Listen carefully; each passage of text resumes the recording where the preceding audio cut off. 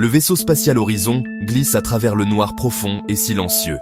Au-delà du hublot principal, les étoiles défilent comme des grains de poussière lumineuse éparpillés sur une toile infinie. Un équipage de 6 personnes observe l'univers se dérouler devant eux, leurs visages baignés par la douce lueur des panneaux de contrôle. Ils voyagent loin de chez eux, s'aventurant vers un système stellaire inconnu pour une mission à la fois périlleusement dangereuse et profondément silencieuse. Le vaisseau est leur monde entier, une petite coque métallique contre le vide vaste et froid de l'espace. Leur voyage a été sans encombre, mais un calme inquiétant plane dans l'air recyclé. Ça a commencé subtilement. La radio longue portée du vaisseau a commencé à capter des sons étranges. Au début, ce n'était qu'une série de bips doux et rythmiques, facilement attribués au bruit de fond cosmique ou à un petit dysfonctionnement du système. Mais ensuite, les bips ont fait place à des voix.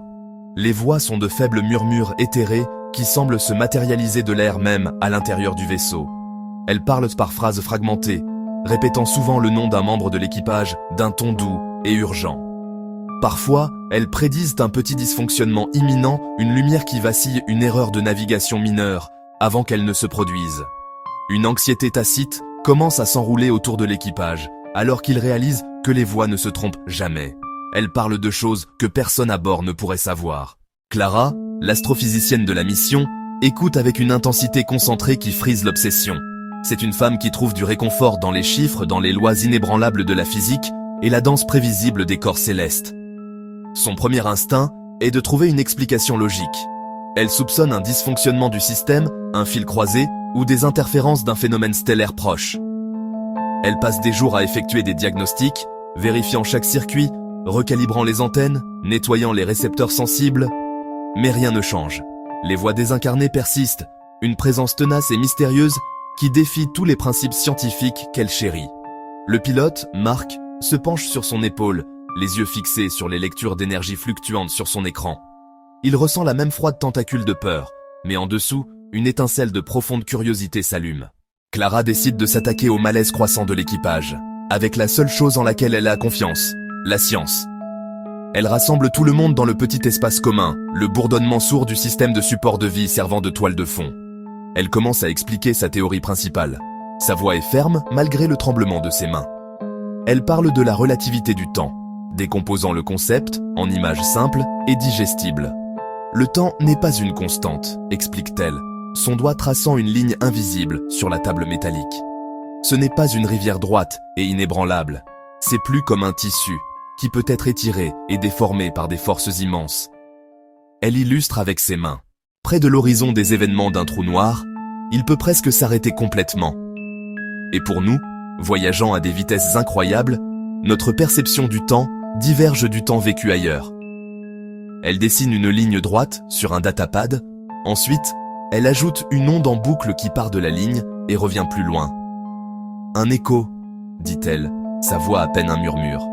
Un signal peut voyager le long d'un pli de l'espace-temps et arriver à un point de son propre passé. Ce que nous entendons pourrait être des échos temporels. Mark écoute attentivement, son regard ne quittant jamais le visage de Clara. Il voit la tension derrière son calme scientifique, la peur qu'elle essaie si fort de contenir avec logique et raison. Quand elle a fini, un lourd silence remplit la pièce. Il tend la main et lui touche doucement la main, un contact bref et réconfortant. Leurs regards se croisent un instant fugace et un petit sourire discret est échangé.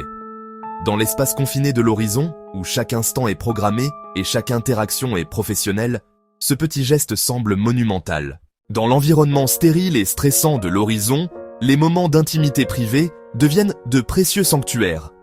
Les couloirs du vaisseau sont souvent maintenus en état d'apesanteur pour économiser de l'énergie, et c'est dans ces espaces sans gravité que Clara et Mark voient leur connexion s'approfondir. Ils flottent l'un vers l'autre, leurs mouvements lents et délibérés, comme des danseurs dans un rêve. Les cheveux sombres de Clara flottent autour de sa tête, comme une auréole céleste. Mark tend la main et lui prend doucement la sienne, son toucher, questions et réponses. Ils rient doucement. Leurs pieds cherchent une plaque de maintien magnétique. Leur amusement, petite rébellion. Ces moments d'apesanteur sont ceux où ils peuvent vraiment parler. Ils parlent de choses simples, souvenirs de la Terre, des familles laissées derrière eux. La tension à bord de l'horizon atteint finalement son point de rupture. Un débat houleux éclate dans l'espace commun. Le petit espace crépite de colère. Il crépite de peur. Il crépite de conflits philosophiques.